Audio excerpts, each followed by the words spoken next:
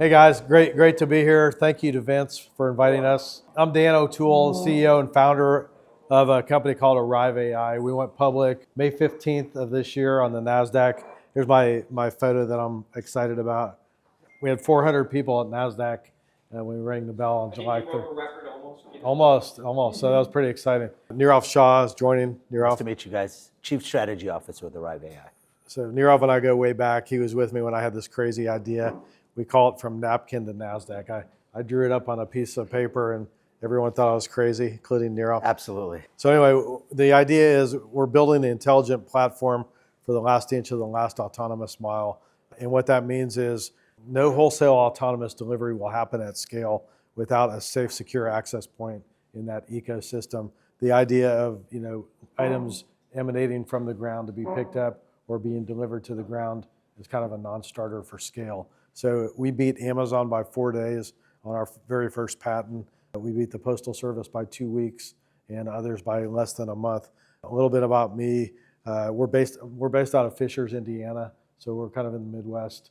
I've been an entrepreneur for a long time, and I've had ideas that I tried to patent over the years, and I thought I was in time. I thought I was ahead of the curve on things like I had the previous channel button on a remote control where you can flip from channel to channel. I had that idea. I used to bet on a lot of football games, and I wanted to set up a circle of be able to go through channels, and I went to patent that, and Sony beat me by a month on that. And then I had an idea for a medical device. I went to patent that, and General Motors on a medical device beat me by 3 months. So when I had this idea, I ran to the patent office. I called my patent attorney. I said, hey, John, I want to file this on Monday. Today's Friday. I don't want to do a search.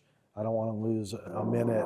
So we filed it on Monday, and when it issued, it revealed that we had beaten Amazon by 4 days. So, a little bit about our team. I always say you could have the best idea in the world, the best, IP, but you really have to have the best team to execute. I think we have that. Mark Ham is our COO. Came from FedEx and a lot of startups, high tech. He was one of the first AI guys out there and developed a network for AutoZone. Todd Petmeyer is our CFO. He comes from Rolls-Royce and Ford. Nirav next to me here. I met Nirav. I own some warehouses in Indiana. That's how we met. He was a tenant of mine. He was in the drone industry. He manufactured his own drones. And with what I was doing, I thought, man, this is really cool. We're going to be able to do some things together. He still thought I was crazy, but we ended up together. And then John Richardson, that's my patent attorney that I called when I had the idea. He's our chief counsel. He ran a division of General Motors, and he's an electrical engineer and a patent attorney. So great group of guys right there. 7 of the top 10 companies in the world are all platform businesses. We feel like we have the biggest TAM of any of those, and we are a platform company. So we're looking for ourselves to be on that slide sometime in the near future. So excited about that. Nirav, I'll let you jump in here. Yeah, thanks, Dan. So we think autonomous delivery is really the next big opportunity, from humanoid robots to ground robots to aerial drones. There's a huge cost savings associated with that. We'll talk about it a little bit in the next slide, but the savings are massive, taking the human out of the loop, and that's really what our aim is. So if we just look at two of the modalities of delivery, our rolling robots and drones, you can see the vast savings, 83%, and this is ARC. From ARC, thank you, Dan. And then drones, again, 94% savings over traditional deliveries. So we really think that there's a lot of benefits to be gained from moving to the automated system. Thank you. We also think that it's very necessary to have a safe, secure access point in the ecosystem. And a lot of companies are thinking about their own end-to-end solutions, but that's not really going to be how it plays out. You're not going to have 3 access points, arrive points in front of a home or business. Amazon, Postal Service, Google. You're going to have one that interacts with everyone. We see it going the way of the Tesla charging network and the standard emerging. We think that's us. We're the first mover in the space. We have all the IP in the space, and we've gotten to the public market, so we're able to access substantial capital. So I think we're in a good spot for that. Go ahead.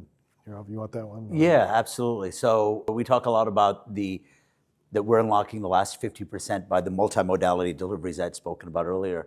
So, we're looking at ubiquitous. We want to be all over, right? So to create this network of hospitals, residential businesses, college campuses, military bases, et cetera.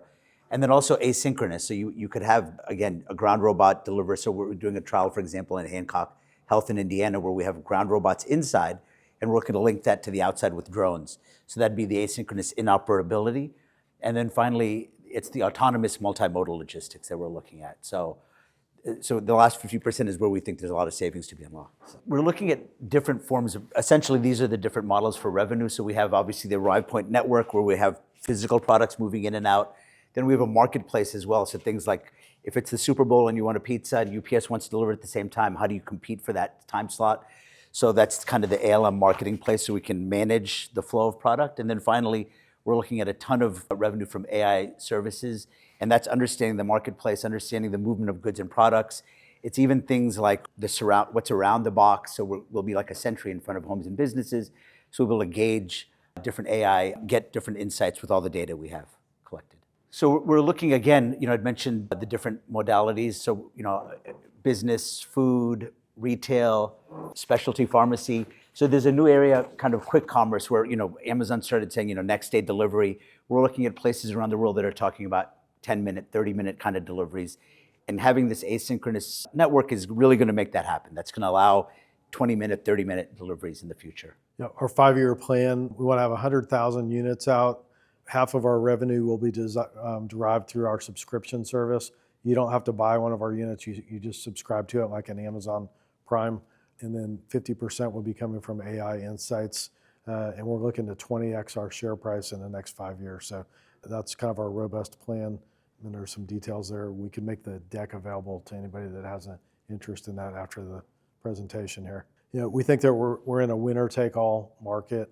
I mentioned earlier that people are focused on their own end-to-end solutions, but nobody's really thinking about the macro of everybody delivering at different times. So we think that we're the branded leader. It's an installed base product, and we're in a leadership position that we're looking to take advantage of and just leverage the Tesla charger standard network kind of a strategy. So building out these Arrive points around the world, there's a lot of things that we're going to need. So we're looking at core technologies that are key. Cameras, for example, sodium-ion batteries, chips, NVIDIA chips potentially, actuators, heat pumps. So there's going to be a whole supply chain that we're going to be creating and managing. And so we've got a vision to bring that in-house very much like Tesla. So everything's under one roof, so we're not concerned about tariffs or import issues. Or for example, we imported things during the pandemic and it would take months and months to get them from Asia. So we're looking to upend that supply chain. This is sort of kind of just giving you a flavor of what's going to happen in the next year or two. So we're looking, in the DFW region, there's a lot of autonomous deliveries happening, ground robots, drones. So we're looking to plant our flag in DFW to connect a different island. So Google Wing, for example, has some deliveries happening in one part of DFW, Zipline, Mana, Flytrex, different drone companies. We think we can bring those together in Dallas and show the capabilities of our interoperability. So that's kind of 2026, and so we're looking at 2027 to really hit hard. We have a new product launch coming out. So we have currently the units that we have in the field are AP3 units. We have a brand new product coming out next year for Dallas called AP5. So that'll be Q1 of 2027. Let's unlock the ROI customer experience together.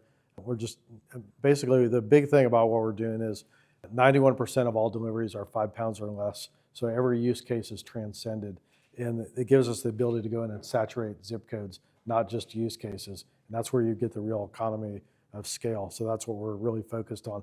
The other thing is this new notion of asynchronous delivery, which means, right now if you go to a college campus and you have a Starship robot delivering, you have to be there to meet it.